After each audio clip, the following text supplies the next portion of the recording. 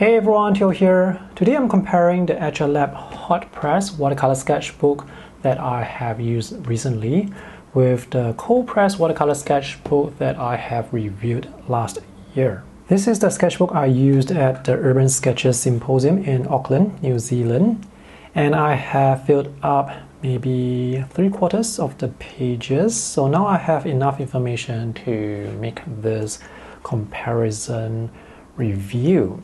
So this video is for those who are wondering whether you should go with the Hotpress smooth watercolor paper versus the Coldpress textured watercolor paper. The sketchbooks are sold as a bundle of 3 if you buy them from Etchr Lab's website. And shown on the screen right now is how much they cost at the time of making this video. It is possible to buy just one single sketchbook. You just have to look for online art shops that sell them separately. The sketchbooks are hardcover and they are wrapped with 100% cotton fabric. The paper used is also 100% cotton. The paper weight for the Coldpress watercolor paper is 230 GSM. For the Hotpress, it's 220 GSM. The sketchbooks have almost the same thickness despite the slight difference in paper weight. Let's look at the paper texture. The thing with Coldpress watercolor paper is one side will have more texture and the other side will have less texture and is smoother. So this is the side with more texture. So this is Hotpress watercolor paper with the smooth surface. And this looks like smooth drawing paper. This is the Coldpress watercolor paper with the textured surface. And this is the smoother side of the Coldpress watercolor paper. For Coldpress watercolor paper, it is very important for the manufacturer to bind the sketchbook in a way that the texture on the left page will match the texture on the right page. So from what I can see, Etchr Lab did a pretty good job with the matching of paper surfaces. With Hotpress watercolor paper, you don't have to worry about that because the surfaces are always smooth. Hotpress watercolor paper is good for pen and ink drawing, it's good for details, it's good for, of course, watercolor paintings. Coldpress watercolor paper can be used for watercolor paintings and pen, ink, and watercolor sketches. This paper may not be as thick compared to 300 GSM paper, but it's still able to handle multiple layers of washes. The quality of the Hotpress and Coldpress paper in the Etchr Lab sketchbook is quite similar. So the main difference really comes down to the styling or the style that you get with or without the paper texture. This is non-granulating paint on Hotpress paper and this is granulating paint. So you can see the texture looks very different. So if you're someone who likes to paint with lots of texture, you will probably want to go with Coldpress watercolor paper. The selling point of Hotpress watercolor paper is it works better with pen, ink, and watercolor sketches. It works well with dry media such as colored pencils and crayons. It is easier to draw ink lines with sharp and not rough edges on Hotpress watercolor paper.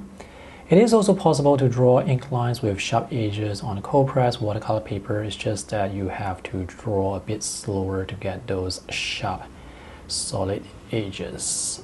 And it's easier to draw and paint details on Hotpress watercolor paper. Hotpress watercolor paper is good for illustrative and the painterly watercolor style. And Hotpress paper is definitely more suitable for people who love to draw details and for people who use dry media. Markers work well on Hotpress paper because markers work well on smoother paper. And I'm referring to pigment-based markers and those water-based markers, not alcohol markers. If you are working with ink on Coldpress paper and you want the ink to cover the paper completely, you will have to paint or draw much slower. So if you prefer the rougher style, the sketchy or the painterly style, Coldpress paper is better. Let's see how dry media looks on Hotpress paper. So it's easier to feel the paper. So if I shade with the colored pencil, I can get this very nice shape and I can feel the paper very easily with this. And this is Coldpress paper. I can see the colors are rougher. I really have to press down much harder to cover the paper. If you can cover the paper white more completely, you are going to get more color. Whereas on the Coldpress paper, you can see there is color and there is the paper white as well. Let's see whether we can paint a gradated wash on the Hotpress paper and see how wet on wet techniques perform on this paper.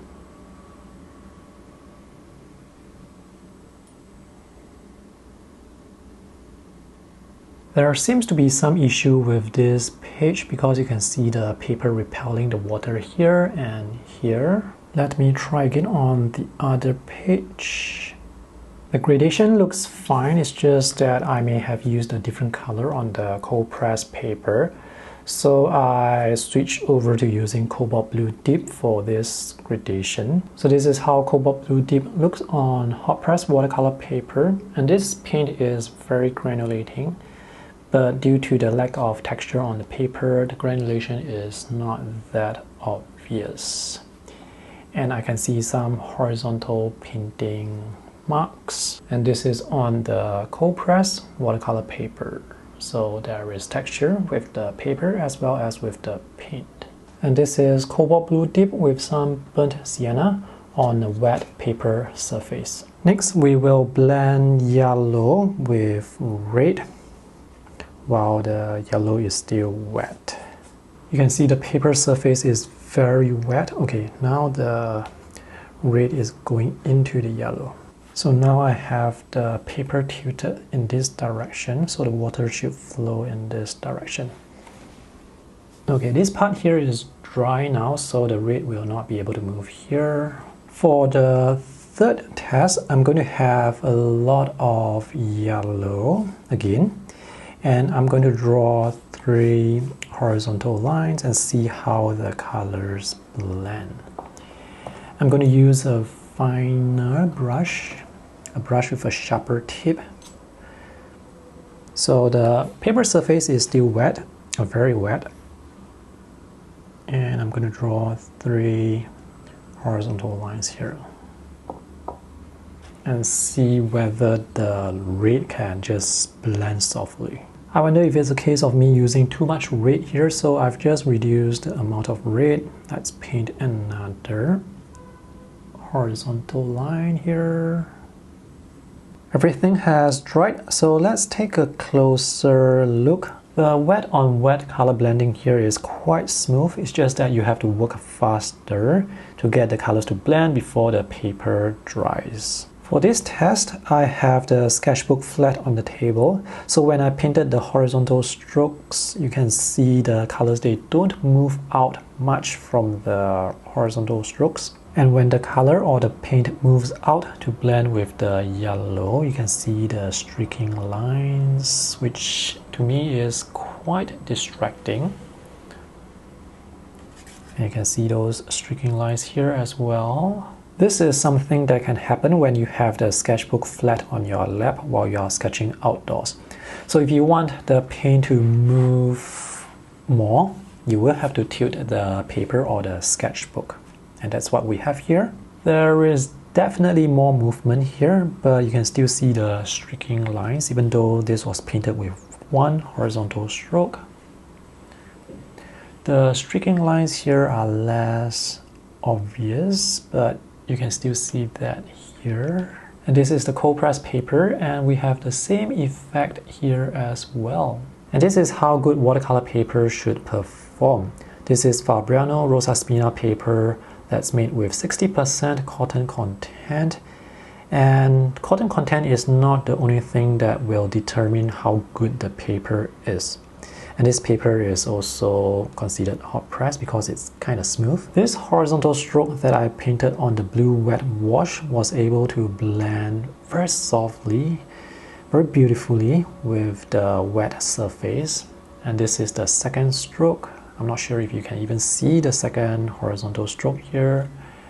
And somewhere down here there is actually the third horizontal stroke. And because the colors are able to, or the paint is able to blend so softly, you just can't see the original stroke. So the quality of watercolor paper is determined by the sizing and cotton content. It's not determined just by the cotton content. So this is Hotpress and this is Coldpress.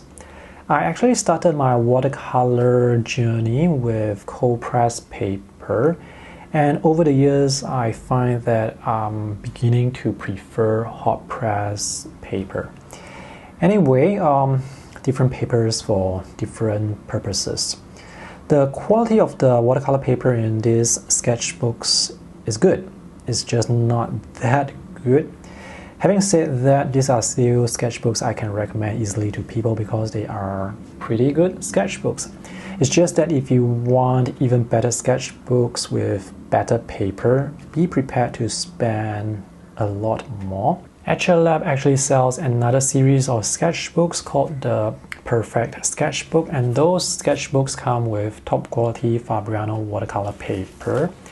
And obviously those sketchbooks are way more expensive, but they are incredibly satisfying to draw and paint on. But of course, whether they are worth the money is subjective. By the way, I have reviewed many watercolor sketchbooks over the years, so if you want to check out other reviews, you can visit the link that I have for you in the video description below. And if you have used Etchr sketchbooks before, either the Hotpress or the Coldpress version, share with me and others your experience with them in the comment section below. Thanks for watching. See you guys in the next video. Bye.